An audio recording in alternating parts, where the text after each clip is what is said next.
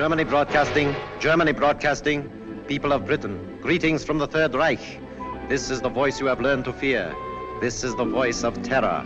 Again we bring you disaster, crushing, humiliating disaster. It is folly to stand against the mighty wrath of the Fuhrer. Do you need more testimony of his invincible might to bring you to your knees? Very well. Are you ready, operative number 7? This is the voice of terror. A secret airplane factory somewhere in England. Listen, the screams of the dying can still be heard. This is the voice of terror. Are you there, people of Britain, shivering in your cellars? Listen, operative 41. The fuse is lighted. Oil to fuel your navy, to feed your tanks. There it goes up in smoke by the millions of gallons. This is the voice of terror. Do you still believe that there are secrets unknown to the Fuhrer? Listen. Tonight at 7:10, an important diplomat boarded a train at a little station outside Liverpool. Each split second is accounted for. The rails divide. The train hurtles through the air. The diplomat will make no report in London. This is the voice of terror. Englishmen, do you still await your doom in your stupid, stuffy little clubs? It will come, I promise you. Operative 23, the time is now. We strike you on the high seas, as well as on the land. This is the voice of terror.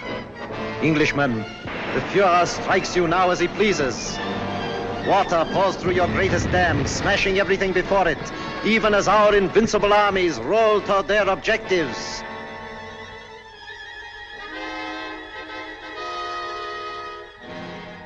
Despite the effective work done by the Intelligence Inner Council, jailing fifth columnists and saboteurs, despite their efficiency in coordinating military strategy based on information of enemy movements, they seem unable to cope with the voice of terror.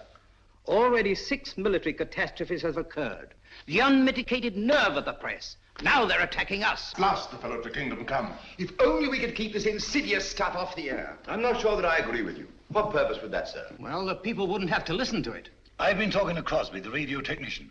If we want him jammed off the air, Crosby can do it. I've been working along other lines. I've asked Mr. Sherlock Holmes to come here. What? Sherlock Holmes? This isn't a case for a private detective, it's a matter of state. In this emergency, we should take advantage of everyone's peculiar gifts. Mr. Holmes is the most subtle and extraordinary private investigator of our time. Are you intimating that the Army and Navy intelligence plus Scotland Yard are not equal to the occasion, Sir Evan? I'm sure they're equal to any occasion. They've done a marvelous job of lining up fifth columnists, saboteurs, and keeping us informed of the enemy's movements. But the voice of terror seems to have them stumped. Sherlock Holmes may have a new approach that will solve the problem. What's happened inside these walls has always been secret. We don't want any outsiders here. I'm positively and irrevocably opposed to calling in Sherlock Holmes. Perhaps you'll change your mind. I see nothing whatever to make me do so. Prentice is right. For ordinary criminal investigation, Holmes is excellent, but not for this. He's unorthodox and theatrical. I can tell you all about him. Gentlemen, perhaps I can throw some light on the subject myself. Holmes, how are you? So good of you to come. Good afternoon, Sir Evan. Your card opened all doors. Oh, Blouser! Oh, you've put on a little weight since you left school. You don't look any younger yourself, Dimples. How are you? Fine. Come in, won't you? You know these gentlemen? I think so. How do you do? I haven't had that pleasure. May I introduce my friend and associate, Dr. Watson? How do you do? I'm afraid I've arrived at an embarrassing moment. Not at all. This gentleman here, Admiral Sir John Prentice. Admiral Prentice, objects most strongly to my being called in. How could you possibly infer that? From the carpet. Carpet? A man who rises from his chair and digs his heels sternly into the carpet is violently opposed to something, and the Admiral, being quite distressed by the criticisms of the press, would be most apt to resent my intrusion. Well, You've just arrived from Sevenoaks. yes, of course. How on earth did you know that? Oh, pardon my mentioning it, but adhering to your left boot heel is a variety of clay known only in Sevenoaks. An amazing piece of deduction. Elementary, my dear Baron. Here's a broadcast of the voice of terror.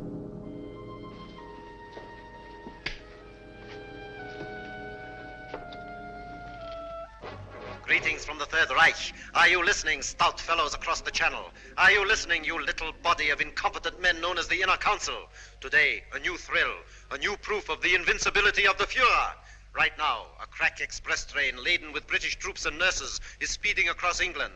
In just one moment, it will leave the rails forever, crashing twisted metal, the cries of the dying. They can't. Now, They wouldn't dare. it's impossible. They couldn't have got on. The men are laughing, joking. That one in the third car reads a letter from home. It is the last letter he will ever receive. The train is rounding a curve. Its whistle is screaming. Farewell, it is saying. Farewell. You have just heard an exact reproduction of the way it sounds, the way it must actually be. The hearts of the German people bleed that innocent men and women have to be killed because your stupid war men... Shaw speaking. Have you any news of the Liverpool Express? Time and time again offered in peace. But if your blundering war cabinet cannot see that England is already lost, then it is our sacred German duty to prove it to them over and over and over until they are on their knees, begging, pleading, groveling for the exquisite mercy of our Fuhrer. Each night, the voice of terror will announce... Shut it off. death blow, struck at Stop the it. heart of England. Even as you listen, and you... I'm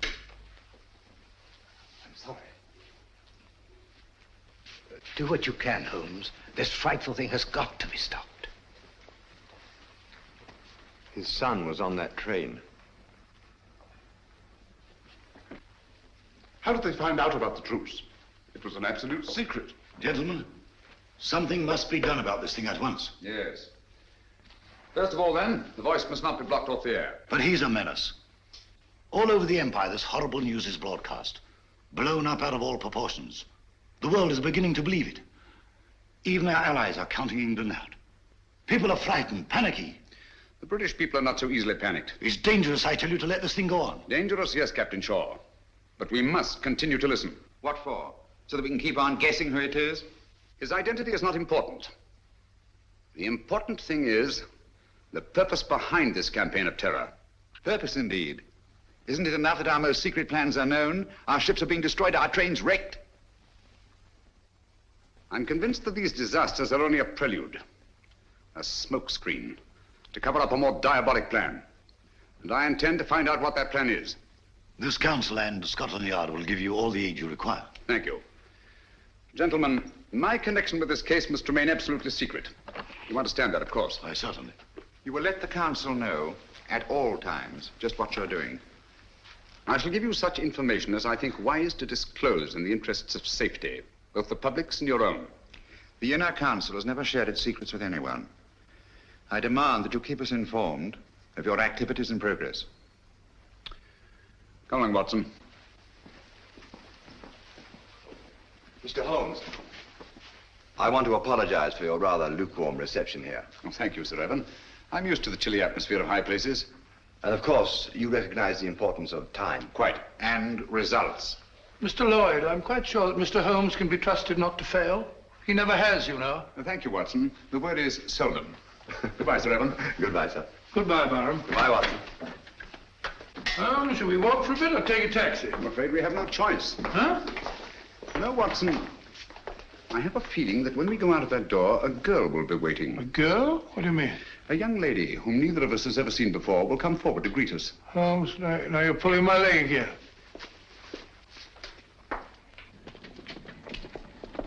Mr. Holmes, I'm Jill Grandis. How do you do? This is my friend, Dr. Watson. How do you do? How do you do? I've been assigned to drive you around. Thank you. Good gracious me. Where do you wish to go? Baker Street. I know, 221B. Come on, Watson. Hurry up, old fellow.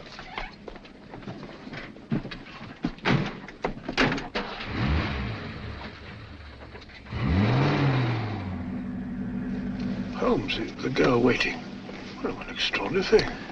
Elementary, my dear Watson. No, it's an amazing deduction. How on earth did you arrive at it? Barham told me. Huh?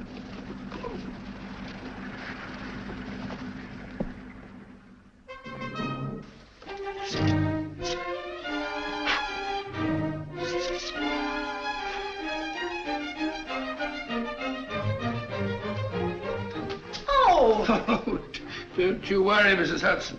Just giving her a bit of a clean. Now we're on a case again. The joints are a bit rusty, like mine, you know. Is he back in a case again? Case? The greatest case of our career. Oh, mercy, it always is.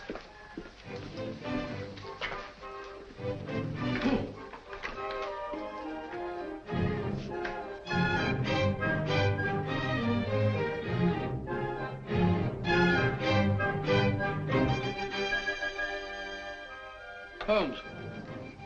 Mr. Holmes. What? I'm sorry. Well, if you ask me, it's disgraceful. Beethoven's Fifth? Not at all. It's very good. Sir Ronald Headley's conducting very well tonight. I don't mean the concert. No? England's in danger. Heaven knows what frightful disaster's happening, and you sit there calmly listening to the wireless. Music hath charms. Very restful. That's got nothing to do with the whole... Contrary, my dear Watson, it may have a great deal to do with it. Oh, really? I don't see what.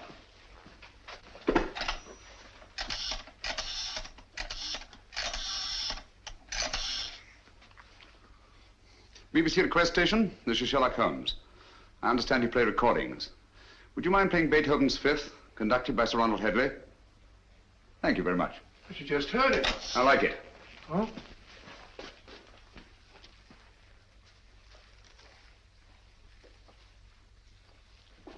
We've had a request for the Beethoven Fifth Symphony, played by the London Symphony Orchestra under the direction of Sir Ronald Headley. This is a transcription.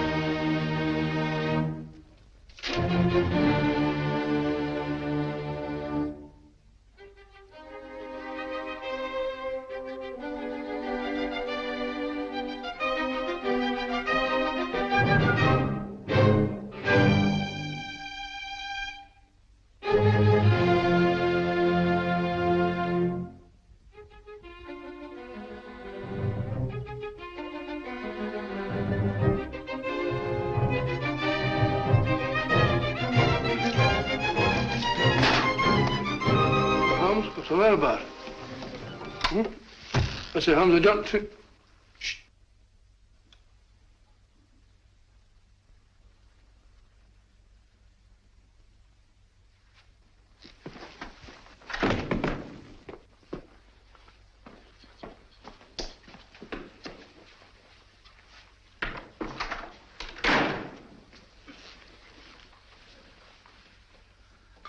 Mr. Holmes. Yes, Gavin? Christopher. Dead? Yes. It's been driven in with a lot of force. Watson, this is a warning. Warning? How do you know? I had sent for Gavin to get certain information that you must have found there in the dark and sinister alleys of Limehouse. He came with his message, which someone doesn't want me to hear, someone determined and dangerous. What's the good of a warning of danger? You learn from what or from whom? That we shall have to discover. This knife was thrown by the tip, from a distance of about 50 feet, by a man about 5'10". Steady, Holmes. Elementary. No fingerprints. But the distance and the man's height. The angle of entry. And the force with which he penetrated the victim. But Holmes, what do you suppose he meant when he said Christopher? We must find out at once. Come on, Watson. Huh? Come in. Oh, Mr. Holmes, I saw a fella lurking about your steps and I... Blimey, he won't lurk no more. From the yard. Take care of it, Dobson. Very good, sir. How did it happen? Haven't time now. Get your coat on, Watson. We're going out. No. Holmes, you promised. Oh. Where are we going? Limehouse.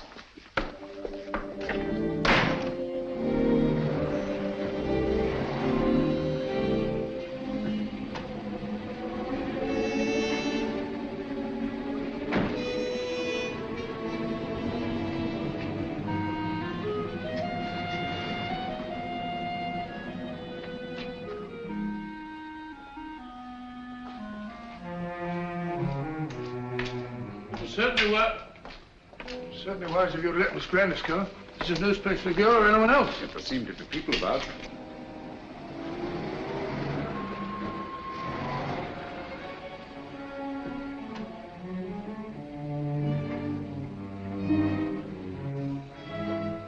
Even Miss Grandis.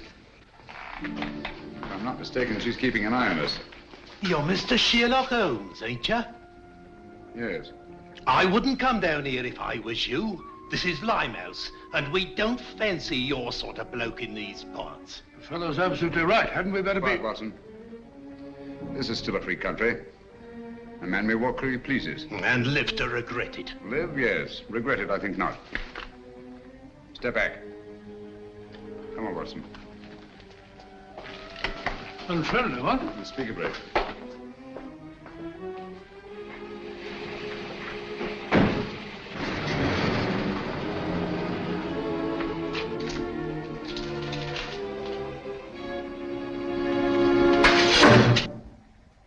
What was that, Holmes? It's all right, quiet. I can't see a thing. Luckily for us, neither can they.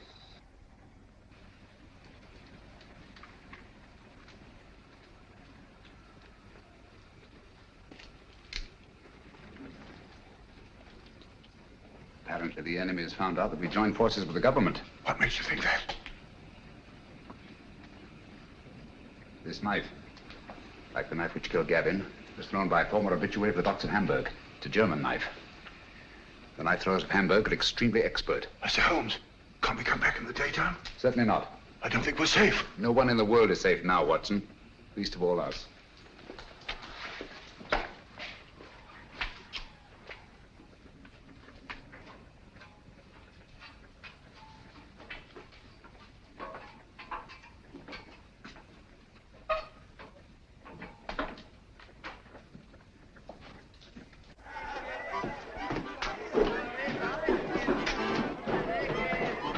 What is it, Pellegrini? Don't tell me that you don't recognize me. Mr. Sherlock Holmes. I got a specially ugly lot here I'll tonight. take my chances. I can't keep you up, Mr. Holmes, but...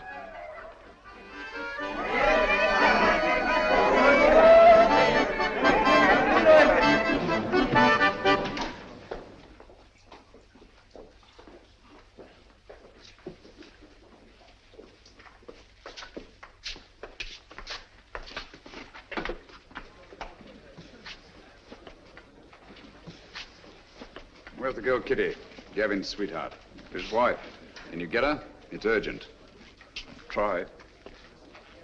Holmes, I don't think I like this place much.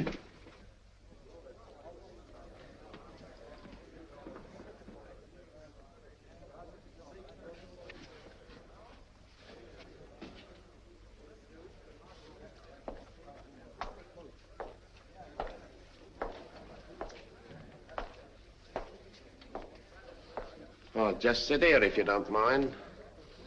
I think you'll recognize me, Mr. Holmes, if you look hard enough. Camberwell. You've got a long memory. Like me. Tarleton murder, 1932. Of course, I sent you up. Mr. Holmes, don't you think we better be... Stow your gab. For 10 long years, I've been sitting down there in Dartmoor, For the old 10 years, one thing's been preying on my mind. Only one? Just one. Someday I'll be getting out of here, I kept saying to myself. And when I do, someday I'm going to come face to face with Mr. Sherlock Holmes. Now you are. And now I am. Just who was it told you it was me who slit the throat of that swine Tarleton? I want an answer. You told me. Me?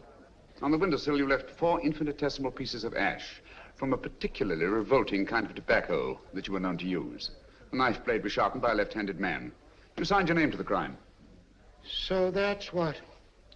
Exactly. Very careless. Careless. It's criminal, I calls it. I ought to be shot. Perhaps someday you will be. You can put your revolver away now, Watson. Well, Holmes, you never know.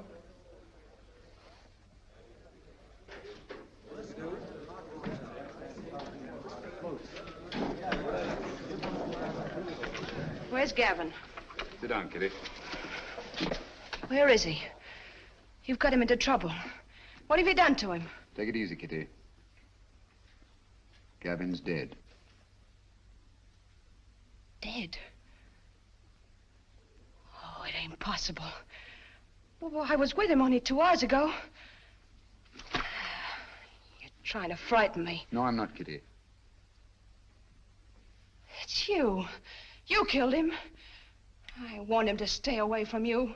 I knew you'd do him in. I had nothing to do with it, Kitty. Well, who did then? Who did? He was knifed on my doorstep.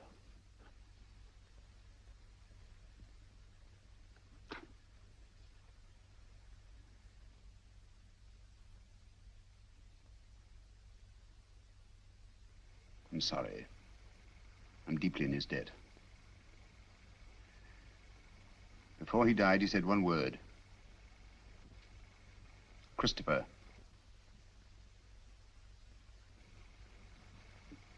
You know what it means? I've got to know. What's that to me? You want to avenge Gavin's death, don't you? I don't want nothing to do with it. Nor with you. I never had any dealings with the police, and I won't start now. I'm not asking this for myself. Our country, England, is at stake. Gavin was killed not by his own enemies, nor even mine, but by the enemies of England. So that's it. Yes, Kitty. The Nazis killed him. Help me to find out what Christopher means, and I promise the man who murdered Gavin shall pay for it. Think, Kitty. The cutthroats of the world menace us all. You can help stop this savagery. Yes, you, Kitty. It would take the police weeks, months perhaps, to find out a certain piece of information we must have. That's not so with you and your friends.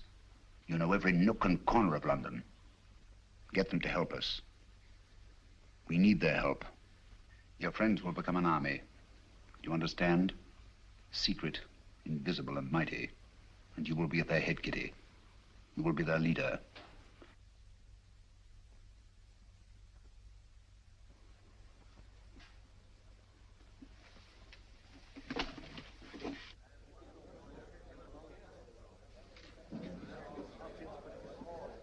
Grimes, do you know what Christopher means?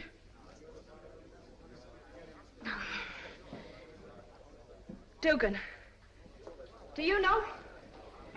Dugan, listen to me. I ain't got no time to listen to you, girlie. But you gotta listen. Someone killed Gavin. I don't know who, but you gotta help me find out. All right, don't help me then.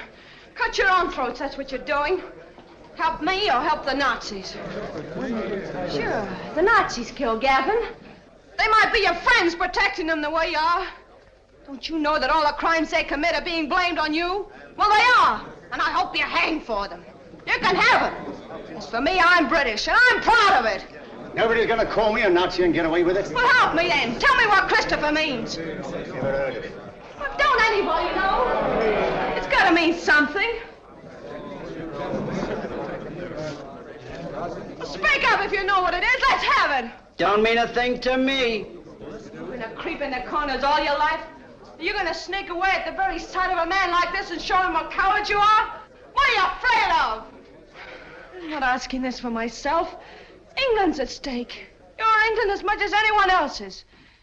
Got no time to think about whose side we're on. There's only one side, England. No matter how high or how low we are. You, and you. We're all on the same team. We've all got the same goal. Victory! Now, what do you want to know? Spread out all over London.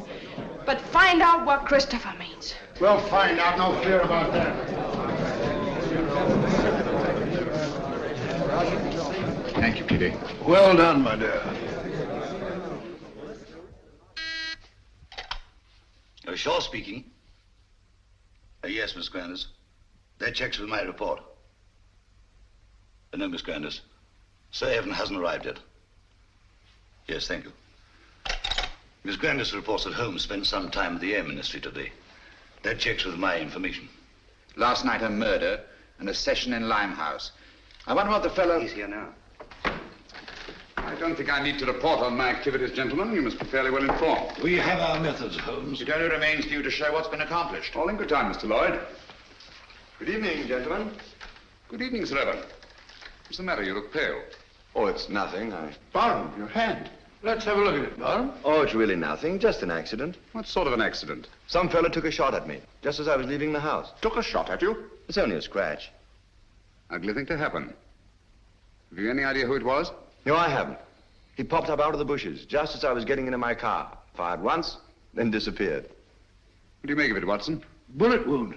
Congratulations. This is a matter for the police. Oh, no, please. I can never identify him. Let's forget it. Captain Shaw.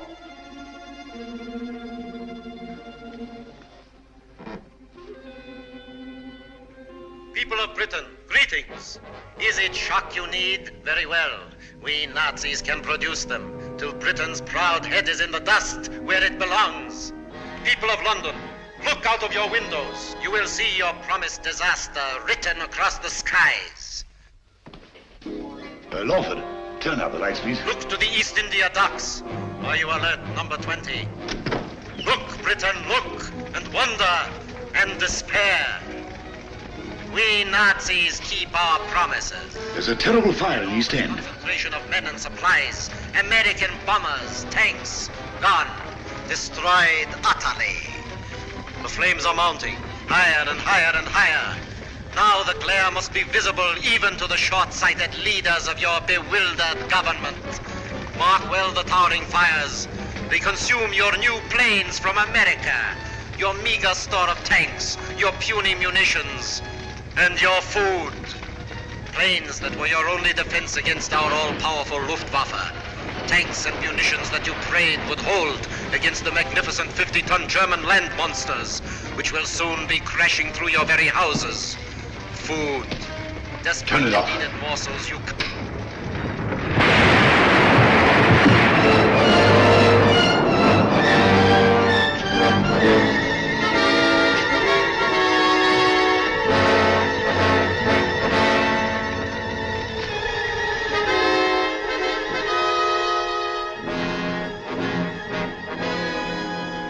Gentlemen, this is really a terrible setback. How do they find out our secrets? It's horrible, the way it's timed, the precision of it. It's not so precise.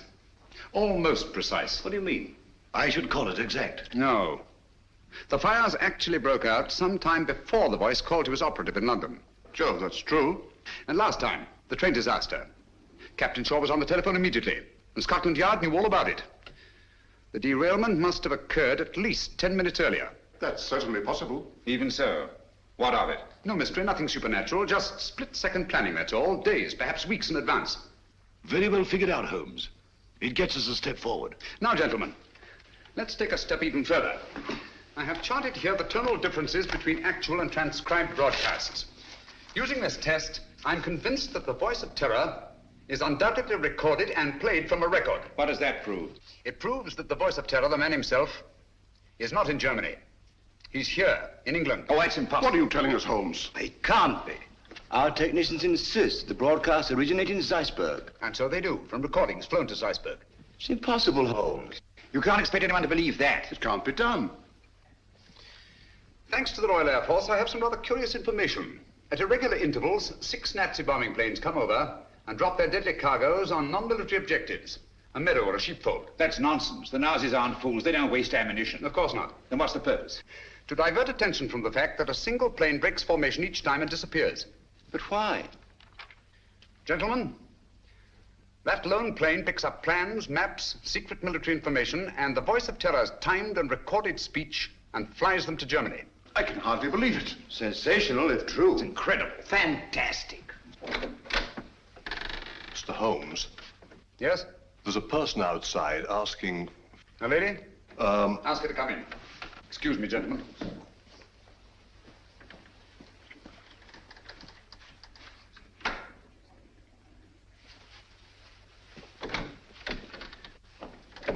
Gentlemen, I must leave at once. Where are you going? That must remain a secret, even from this council. I object to this, Mr. Holmes. You're here against my wishes. Since you are here, I demand to know what's being done. As I've already told you, Mr. Lloyd, I shall report to this council at the proper time. And so, gentlemen, until we meet again, as I hope we will, take no unnecessary risks. We're all in grave danger. Come along, Watson. Coming.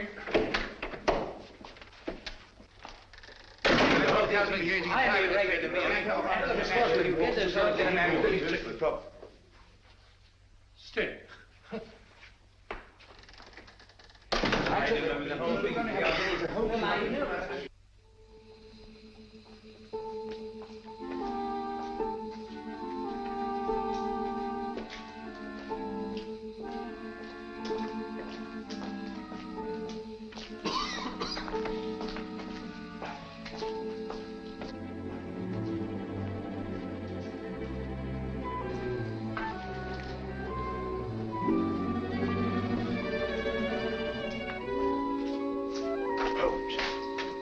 We're being followed. Yes, I know. It's Lloyd. Lloyd? How do you know? He's so obvious about it.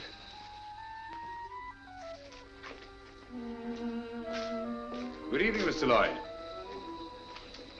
We're going our way? I intend to find out what you're doing. Even to the point of following me? This is our business, you know, as well as yours. All right. Come along.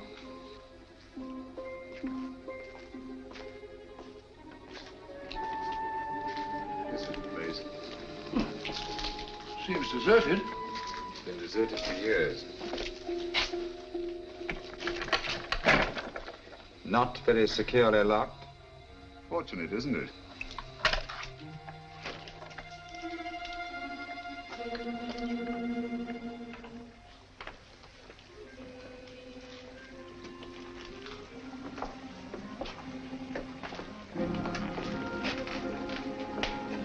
Water. It's the river. This is part of the old Christopher docks. Never heard of them. Christopher? I say, Holmes, isn't that the word that Right, Gavin... Watson. Oh, sorry. They're almost forgotten. They were built before Victoria.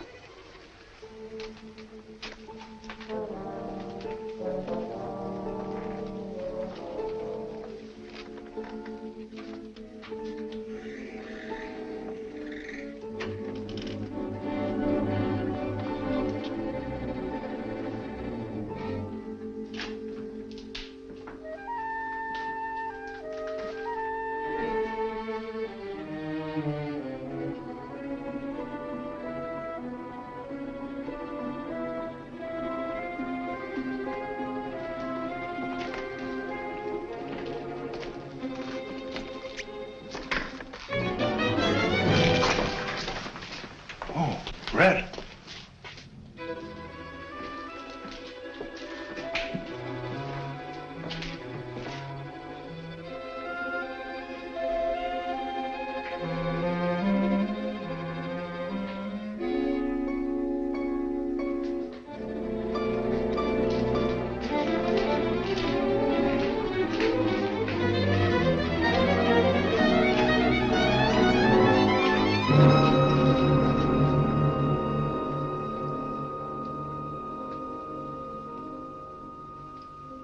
Good evening, gentlemen. I knew your curiosity would be your undoing, Mr. Holmes. You were expecting me then? Yes. I had hoped that the entire council might have come. It would have been a pleasure to deal with all of them, quietly and effectively. Eventually, they all will be taken care of. However, Mr. Lloyd is quite a catch and will have to suffice for the moment. What do you intend to do with us?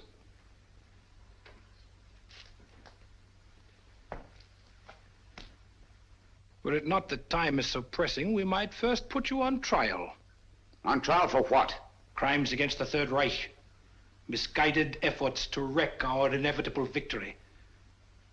Mr. Lloyd, your super British patriotism, your blundering but sometimes effective intelligence efforts are well known. We have quite a score against you, which will be settled. Dr. Watson. A fair physician, no doubt, but of no consequence.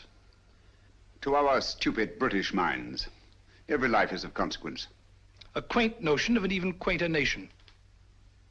We are not like that. We know that only the powerful are worthy of respect. Let our record speak for us. Your record speaks. It's brilliant. Thank you. A brilliant record of rapacity, cruelty, torture, deceit, and murder. Murder?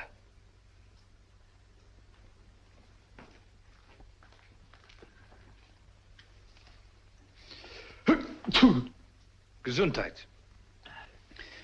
Thank you.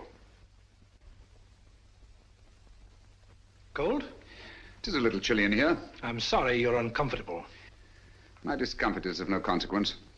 Your false courage is not impressive, Mr. Holmes. Of course you realize that you and your friends are going to die? As all men must, sooner or later.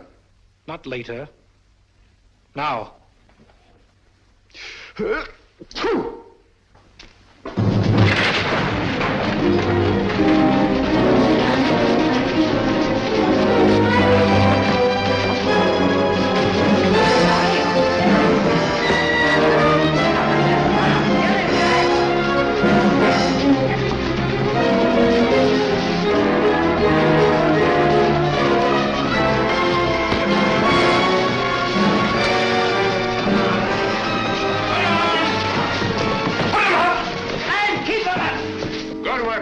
It's your pleasure, sir. All right, then. Line him up there against the wall. Come on, get back.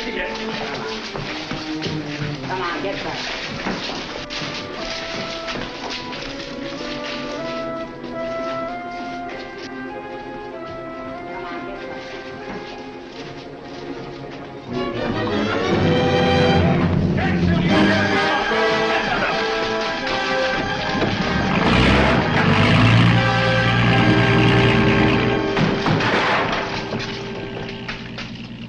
Got away. Oh, most unfortunate. I blame myself severely. I should think you might, Holmes. If you hadn't been so stupidly mysterious, allowed Scotland Yard to give you adequate protection, the man would never have escaped. No, he never would. Most regrettable. But Gesundheit.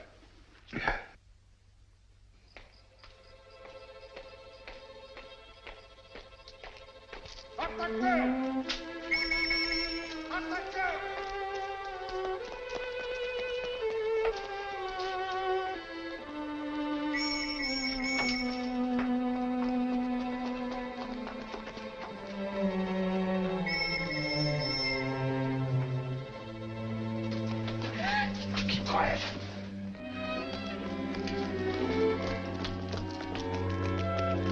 Take your hands off, you fool. Do you want to bring the whole force in here?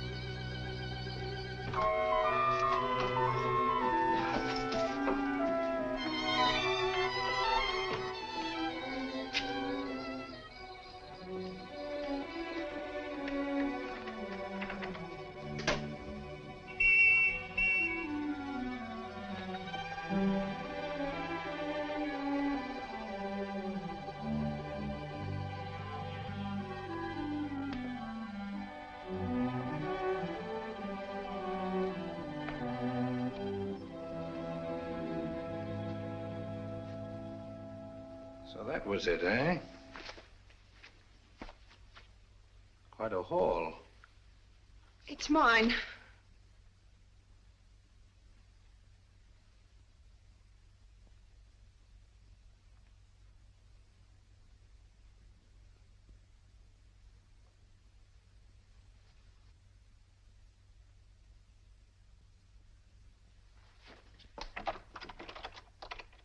ahead. Your friends, the police, are undoubtedly still out there.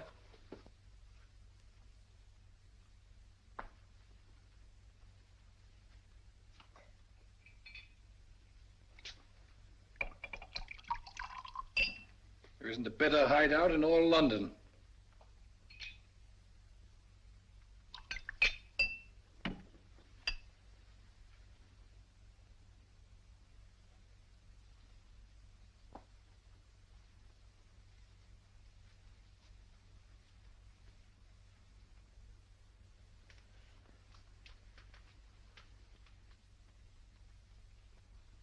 This will quiet your nerves.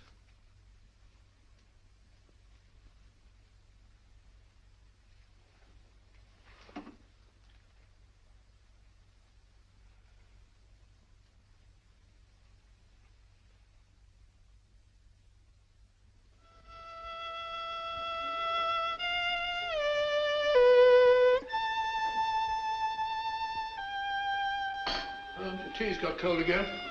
You've been playing that thing all the afternoon? Fiddling while Rome burns. Hello, what's this? General J. Lawford, KCB DSO, and Captain Roland Shaw, MC, who today narrowly escaped being struck by a falling wall in a bombed area.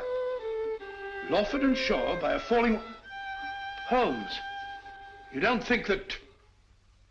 It was not an accident. Good heavens. Holmes, that sinister-looking fellow, what's his name? Meade. If only he hadn't got away. Yes, difficult as it was, I managed to let him escape. You let him escape? But great Scott, man! He was about to kill us. He may even yet. I don't understand you, Holmes. It's my theory that this chap Meade is the arch criminal, that he's behind the whole thing. You're absolutely right, Watson. Except for one thing. Well, then I'm wrong. Have you observed that a highly secret military plan is thwarted by each of these disasters? Yes, I have. Now that you mention it. Watson, there's a leak. A leak? You mean in the council? But Holmes, that's impossible. Anything is possible until proved otherwise. Let's see who are in the council. It's Lawford and Shaw.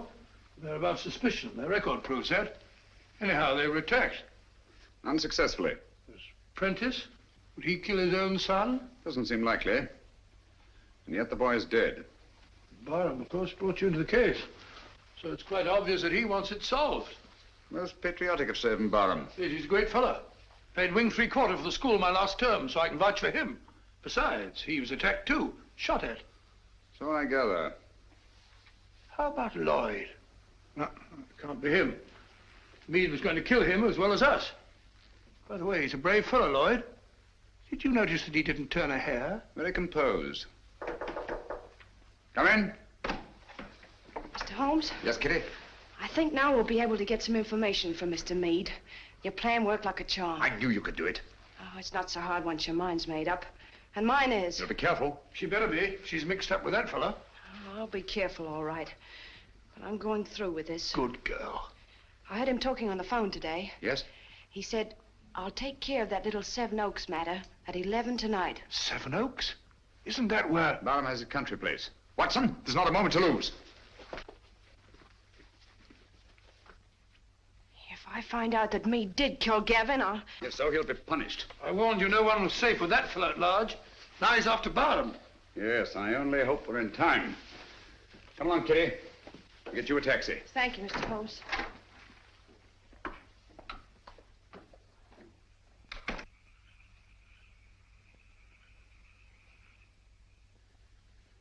You think you ought to go it alone, sir? Worrying about that escaped German agent, huh? He threatens to kill the entire council, sir. Come, Smithson. Took bigger chances than this in the trenches. Have you forgotten? I know, sir, but we were younger then. And there were no such thing as Nazis. I'm ready for him. I understand, sir.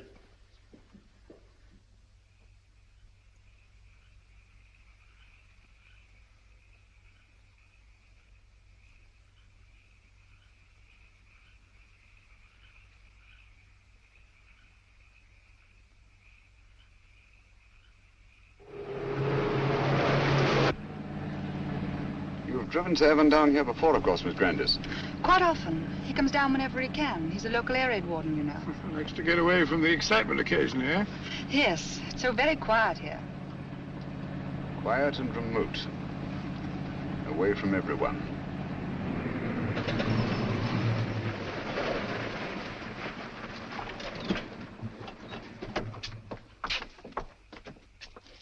Yes? Oh, Miss Jill. It's all right, Smithson. Where's Sir Evan? On his rounds, miss. Which way? Down that lane of trees, sir. I'll go. You stay here. You too, Watson.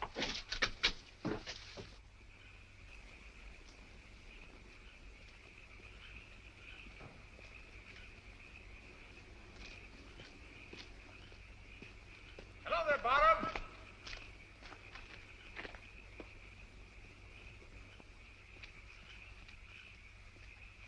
Holmes, what on earth are you doing out here? I've been worried about you. Yes? That fellow Meade appears to be in the neighborhood. Do you mind if I go along with you? I feel better about it. Not at all. I'd appreciate the company. You know, it gets quite lonesome, especially on a night like this. By the way, do you feel you're getting any nearer a solution of this terrible business? Yes, the end is in sight. Really? Well, would you mind telling me? Listen. Air raid sirens. Yes. Coming our way. Yes. Well, I don't seem to hear any planes. Wait a minute. I can. Look, there's one. She's coming right over.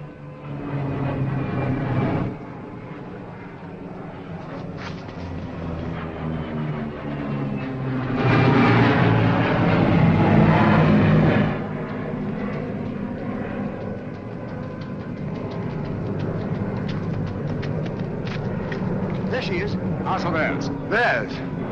Holmes, he's coming in for a landing.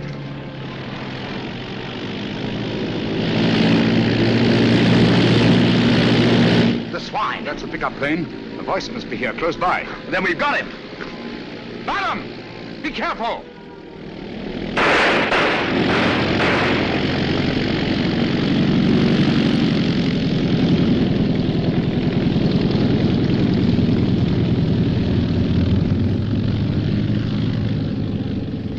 I can't understand you, Holmes. Why didn't you help me? We almost had him. You're too impatient, Barham. My patience is exhausted. This has got to stop. Thought you'd have solved the whole thing long before this. What happened? Was that a Nazi plane? Yes, I saw the filthy swastika myself. Great Scott. Took a shot at him, but he got away. Meade also got away. Well, I better go and report this. We'll go with you. Come along, Watson. You needn't bother. I can take care of myself. My dear fellow, there's no use taking chances. I'm afraid you're a marked man as long as Meade is at large. Come on.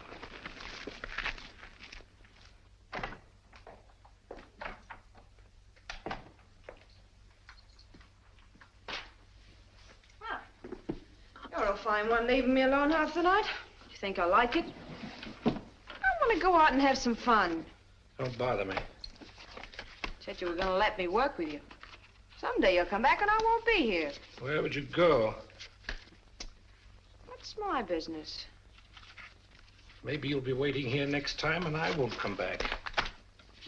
Don't talk like that. I'm sorry, Kitty. You seem sort of different lately. Anything the matter? Maybe the next time you see me, I'll be in a position of authority, of power. No longer hiding in the dark. Giving the orders, not taking them. What do you say to that? You're drunk. Drunk? Yes. When I was a boy, I dreamed a dream. I was dressed in armor, shining blue-gray armor. I rode on a horse through the streets where the people cheered, hailing me. I rode over the bodies of underlings prostrated before me. Their blood ran out along the gutters like a river.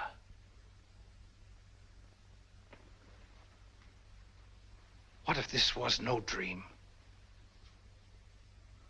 What if it was prophecy? What if all this comes to pass? Well, something must have happened to you. Yes, Kitty. Something that you're going to share with me. Get your coat. Hurry.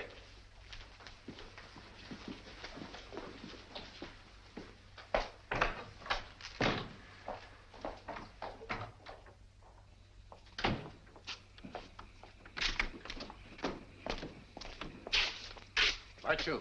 Got plenty of petrol? Enough. Start driving.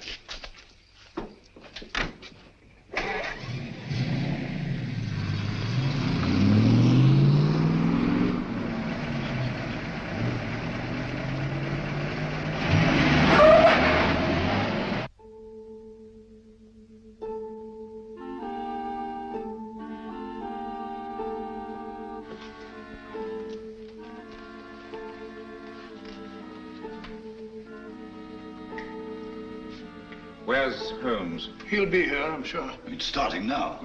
Here he is. You're almost late. I had to go to Downing Street. Good evening, ladies and gentlemen. Your favorite broadcaster, the voice of terror, coming to you from Zeisburg. Tonight I have something special for you. Where are you weakest, you weakening people of Britain? Consider well. Is it lack of food? Is it your stodgy leadership? Faulty ammunition? Scarcity of shipping?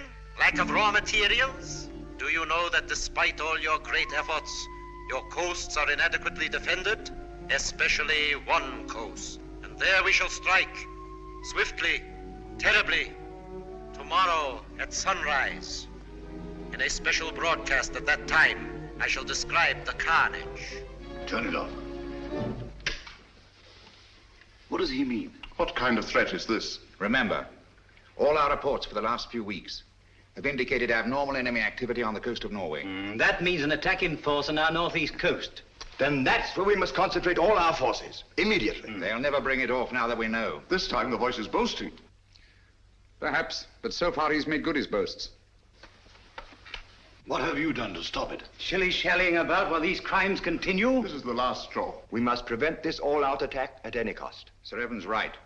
All our available resources must be rushed to meet it.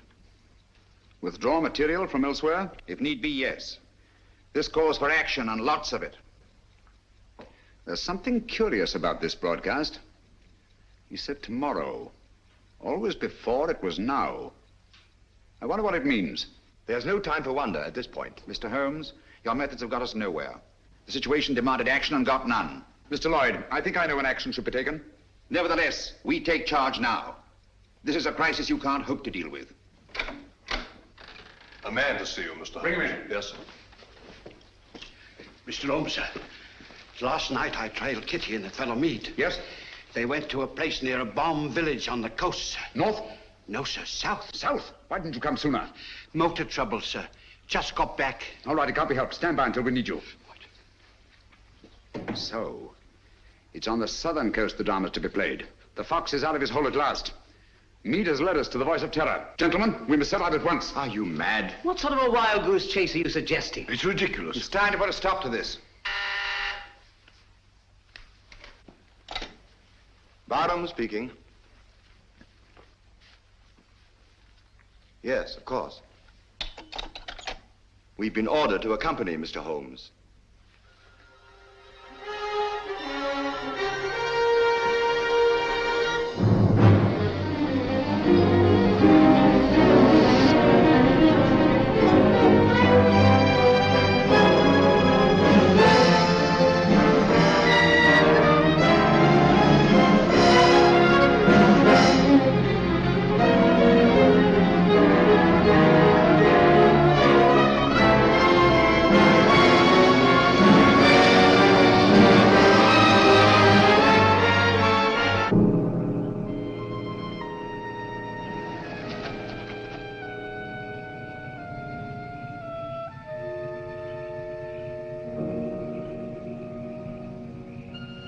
Major Harrison, Mr. Sherlock Holmes. Good evening, sir. All the arrangements have been made. Splendid. And that church up there? Yes, sir. All right. Let's go, gentlemen.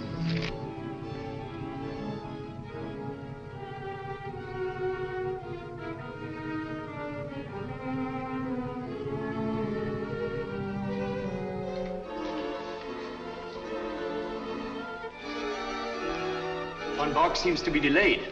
He'll be here, never fear. You all understand your objectives. Sheila! Sheila! Yes, sir.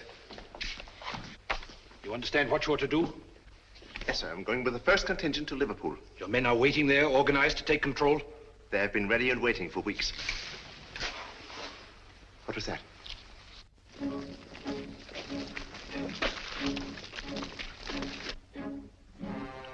When the world is changing, it is natural to be on edge. Merely owls or perhaps wood rats? No, it sounded like Sheila. Yes, sir. Wall. City of Croydon and Croydon Airport. All is prepared. You go. Birmingham, where I used to slave in the factories, but not anymore. The day has come at last.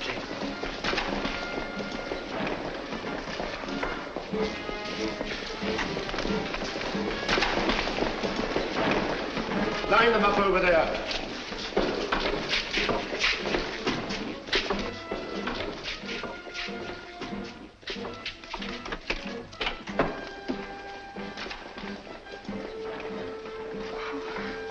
Mr. Holmes. Oh, I was afraid you'd be too late. I'm glad you're safe, Kitty. Come along, sit down.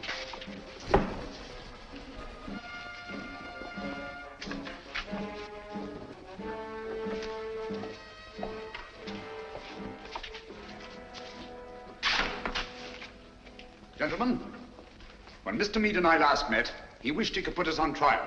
Mr. Lloyd, Dr. Watson, and myself. Now, Meade, you are on trial.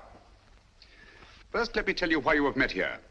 The vague but canny threat against our northeastern coast was a blind. Your group has congregated here to receive an invasion army proceeding across the channel. What? Invasion? All Here? those men rushed for defenses of the north? I can't believe it. It sounds impossible. Sit down for a moment. It seems absurd. I mean, At the head of this mighty force, the picked and chosen, the faithful were to proceed to various centers of our country and take up positions of authority. And we shall. Do you understand that? Unfortunately for you, that is not to be. We're held, yes. But the invasion will proceed without us. What else is there doing nothing? Why we're helpless here? Please be patient.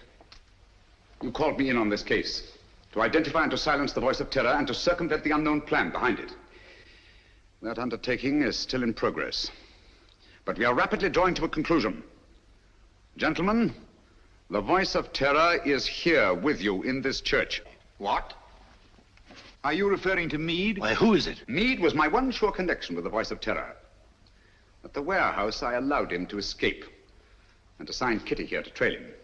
When I learned through Kitty's abduction that Meade had come down here to meet with a group of men, I asked myself why.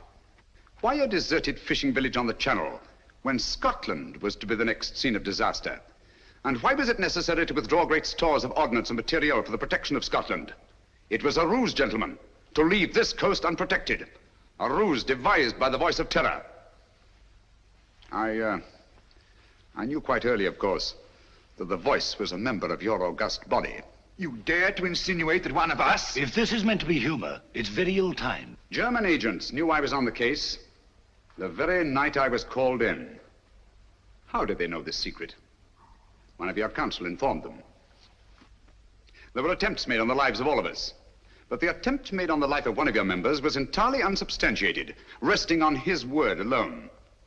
One member whom I went to the country ostensibly to protect, actually to surprise. This member fired on the Nazi pickup plane, not in rage as he pretended, but to warn and frighten it away. That was very clever of you, Sir Evan. Sir Evan? Why, I can't believe it. Sir Evan couldn't be implicated in a thing like this. What's Sir Evan got to say? Let me congratulate you, Mr. Holmes. You admit this outrageous accusation? There's been treason before, but this is beyond belief. Treason is not involved. Sir Evan Barham is not Sir Evan Barham. What are you talking about? In March 1918, Lieutenant Evan Barham was a prisoner in a German prison camp. There, his amazing resemblance to a certain Heinrich von Bock, a brilliant young member of the German Secret Service, sealed young Barham's fate. One morning, he was taken out and shot, murdered in cold blood. Then this man is Heinrich von Bock, who has been masquerading in Barham's place for the past 24 years. You see, gentlemen, the Germans plan well in advance. It's incredible. How could a thing like this happen? Barham had no immediate family. The details of his private life were avidly studied by von Bock, who was 3 years at Oxford and had a perfect knowledge of the English language and English habits. So, with possibly the help of a little plastic surgery, Not forgetting the considerable resemblance to Barham in the first place, the deception was carried through. Very clever, Mr. Holmes. I must say, Holmes, this is positively amazing. What made you first suspect Barham? The real Sir Van Barham carried a scar from childhood. This one is about 20 years old. A detail, but significant. I can't believe it. It was Barham who insisted on your being brought into the case. A colossal piece of egocentric conceit. One to match your own, Mr. Sherlock Holmes. Of course I brought you into the case. To see your weak and silly handling, to watch you fumble and lose it. Are you too stupid to realize that this group is but a small part of our organization? We have men stationed all over England, ready to take command. They never will. They were all taken exactly at dawn, just as you were. So now we are trapped, huh? No, gentlemen. It is you who are trapped. Listen. Even now our Messerschmitts are roaring overhead, the vanguard of the invasion. Why are they not routed? Where are our boasted anti-aircraft guns? They are silent. Our little ruse was entirely successful. The coast has been stripped of its defenses. Preserve your vaunted British vanity as best you may in this your hour of most humiliating defeat. You have not captured us, my friend. We have annihilated you. Do you really think us so blind that we would strip this coast of defenses because of a voice on a phonograph record? The Council was deliberately misinformed about moving the defense forces. You are trying to save your face. Look, if you think I'm lying. Those are not Messerschmitts. They're Spitfires and Hurricanes. Returning from blasting your invasion forces, destroying men and barges by the thousand. Look further, Van Bork. Look below.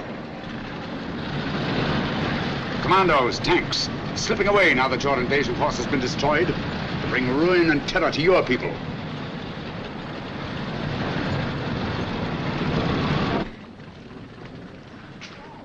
I wonder if there's anything on the wireless about this. The BBC. We are frightfully sorry to announce that a special broadcast of The Voice of Terror will have to be delayed indefinitely. The threat against our northern coasts, made only as a blind to cover the enemy's invasion plans, has not been fulfilled. Instead, our victorious planes have blasted invasion bases on the continent, destroying enormous stores of materiel and troops. More news of this triumphant victory tomorrow. At the same time, the scattered Nazi agents all over the Commonwealth have been unceremoniously clapped into prison. That is all.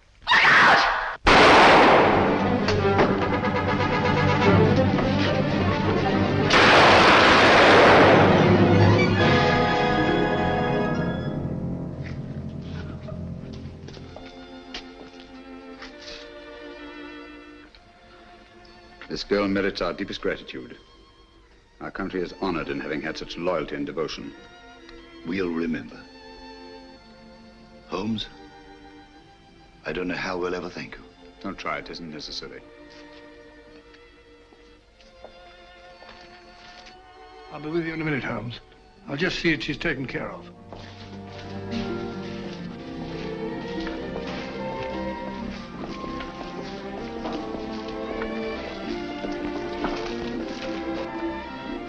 I always did think that chap was an imposter. Barham was a good fellow. Played wing three-quarter for the school.